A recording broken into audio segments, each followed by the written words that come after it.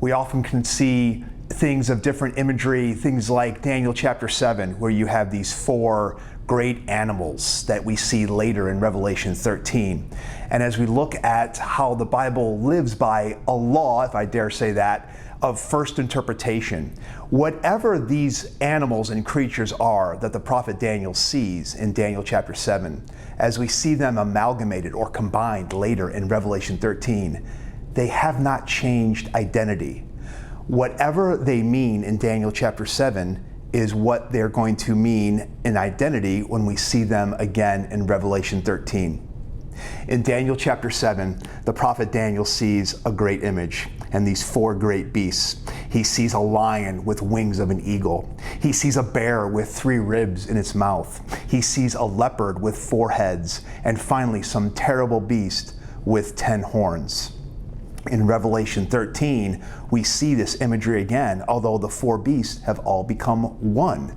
We see this image and this creature, this chimera, if you will, in Revelation 13 is part lion, it is part bear.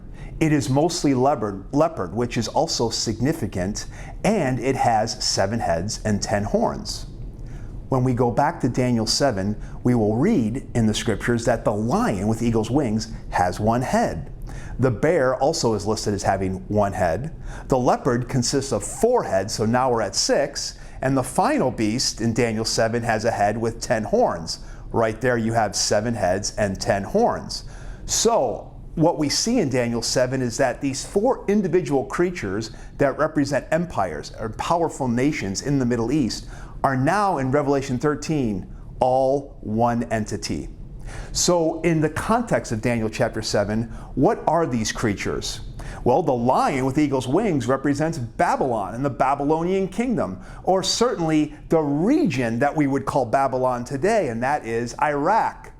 The bear with 3 ribs in its mouth is often historically looked at as the kingdom of Persia that succeeds the Babylonian empire before it. These are all very important references to understand the context of Daniel and understand historical insights we can glean from them, and at the same time realize they also have a meaning later on for us today. In the book of Job, the Bible says the Lord speaks once, yes, twice, sometimes thrice in a dream or in a vision of the night, though man perceiveth it not.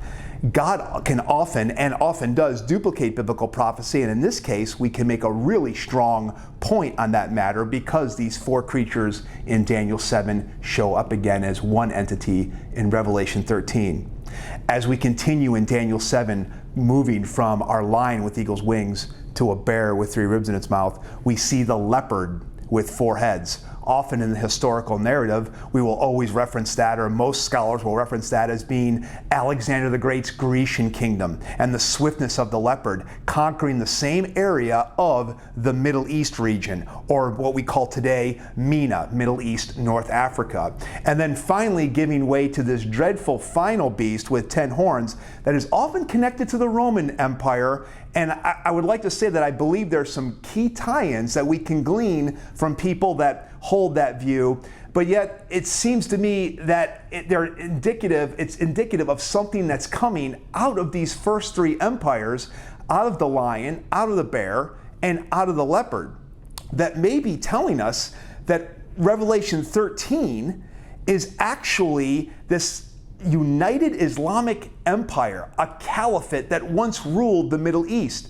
When we look at his history in the Middle East, and fairly recent history, we will see that the Ottoman Empire, located in Constantinople, modern-day Istanbul, Turkey, ruled the eastern leg of the Roman Empire for hundreds of years after the western leg in Rome, in an area we know today as Italy. After Rome and Italy fell, Rome, the eastern leg, went on to rule the Middle East for centuries. I believe that empire is coming back, and I believe that the empire being referred to in Revelation 13 is once again a return of the eastern leg of the Roman Empire, that is the Ottoman Empire, that will be ruled once again by a caliph and sultan of Islam, who will eventually, very briefly, in the book of Revelation, gather these 10 kings, gather these 7 heads Seven-headed nations, I should say, that represent something in particular, which is another study we'll get into another time, and briefly 10 kings that are to come that will rule with this Antichrist beast, very briefly, to unite and march against Israel. But as that happens, Revelation 19 occurs, where the Lord Almighty, Jesus Christ, comes and ends that invasion at the Battle of Armageddon.